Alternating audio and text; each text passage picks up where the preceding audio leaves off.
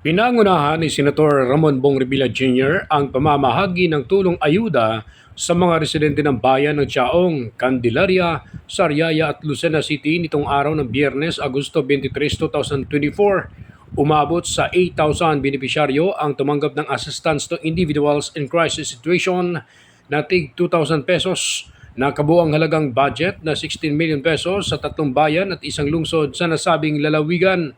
Bago ang pamamahagi ng ayuda ay dinubog ng mga taga-suporta at mga taga-hanga si Senator Revilla na di mapigilan ng hiyawan at sigawan at iba naman ay napapahalik dahil sa walang kupas na kagwapuhan ng senador. Lubos naman ang pasasalamat ni Senator Revilla sa mainit na pagtanggap ng mga taga-Quezon. Naramdam nito ang pagiging number 1 sa darating na 2025. Bawat alkalde ay nagpahayag naman ng pasasalamat kay Revilla, lalo na si Mayor Vincent R.G. Mejia at si Mayor Marcelo Galleta ng Sariaya, Quezon, na nangako ang senador na magbigay pa ito ng 10 million pesos worth of project para sa ikagaganda ng kanilang lugar.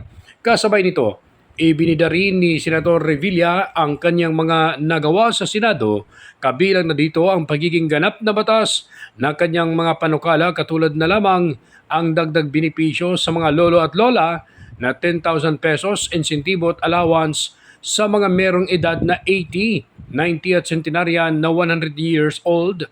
Ganon din ang dagdag allowance sa mga guro at iba pang mga benepisyo na higit na mapapakinabangan ng mga Pilipino.